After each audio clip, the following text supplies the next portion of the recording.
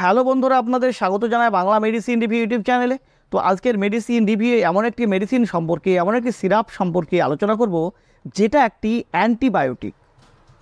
আমাদের বাচ্চাদের শরীরে যদি কোনো ব্যাকটেরিয়াল ইনফেকশন দেখা দেয়, তখন ডাক্তারবাবুরা সাজেস্ট করে থাকেন এই সিরাপটিকে বাচ্চাদের খাওয়ানোর জন্য। তো আজকে জানবো এর সঠিক ব্যবহার সম্পর্কে, অর্থাৎ কোন কোন ইনফেকশনের ক্ষেত্রে, কোন কোন রোগের ক্ষেত্রে ডাক্তারবাবুরা এই সিরাপটিকে বাচ্চাদের সাজেস্ট করে থাকেন নেওয়ার জন্য, এর সঠিক ডোজ কি, কোন ডোজে খাওয়ালে বাচ্চাদের সঠিক উপকারটি পাবো, কী কী সাইড ইফেক্ট আসতে পারে এই সিরাপটি থেকে, এবং এই সিরাপটি বাচ্চাদের শরীরে কিভাবে কাজ করে, এর মোড অফ অ্যাকশান কী, এর মেকানিজম অফ অ্যাকশান কী, সমস্ত বিষয়ে বিস্তারিত আলোচনা করব।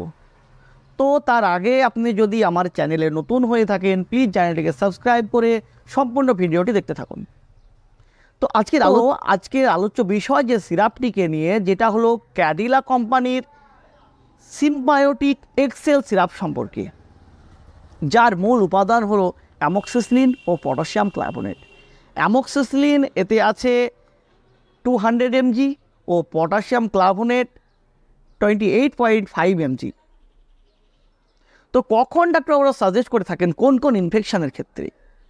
তো আমাদের বাচ্চাদের যদি রেসপিরেটরি ট্র্যাক্ট ইনফেকশান দেখা দেয়, অর্থাৎ শ্বাসযন্ত্রের কোনো সংক্রমণ দেখা দেয়, যেমন ব্রঙ্কাইটিস, ব্রঙ্কোনিউমোনিয়া, কমন কোল্ড,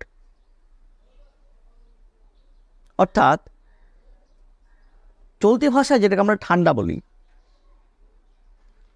তাছাড়া যে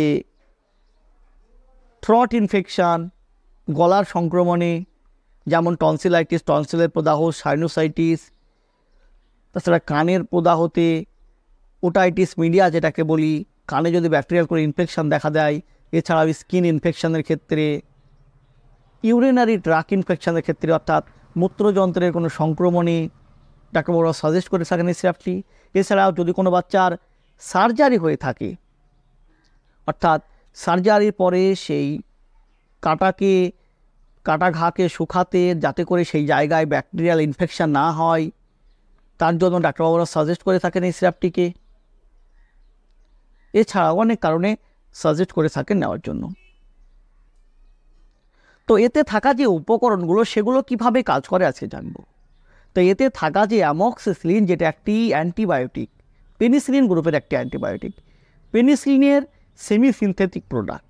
এ কী করে, বাচ্চাদের শরীরে থাকা যে ব্যাকটেরিয়া, সেই ব্যাকটেরিয়াকে ধ্বংস করার কাজ করে, সেই ব্যাকটেরিয়া সেল ওয়াল সিনথেসিসকে প্রতিহত করার কাজ করে। কিন্তু কিছু কিছু সময় দেখা যায় যে বেটা ল্যাকটামের সৃষ্টিকারী জীবাণুগুলো সেই অ্যামক্সিসিলিনকেই ডিস্ট্রয় করে দেয়, যার ফলে অ্যামক্সিসিলিন বাচ্চাদের শরীরে ঠিকঠাক কাজ করতে পারে না। তো তখন যদি আমরা এই ক্লাভোনিক অ্যাসিড, অর্থাৎ পটাশিয়াম ক্লার্বোনেট, যেটা বেটা ল্যাকটামেজ ইনহিবিটর, সেটা যদি এই অ্যামক্সিসিলিনের সঙ্গে মিশ্রিত অবস্থায় সেবন করি, তাহলে কি করে, সে বেটা ল্যাকটামেজকে প্রবলভাবে প্রতিহত করে অ্যামক্সিসিলিনের কাজকে সম্পূর্ণ করতে সাহায্য করে। অর্থাৎ যে জায়গায় প্লেন অ্যামক্সিসিলিন কাজ করতে পারে না, রেজিস্ট্যান্স অবস্থায় থাকে, সেই জায়গায় যদি আমরা মিশ্রিত মেডিসিন সেবন করি, তাহলে ভালো ফল পাওয়া যায়। তো কোন ডোজে বাচ্চাদের খাওয়ালে আপনি সঠিক ফল পাবেন?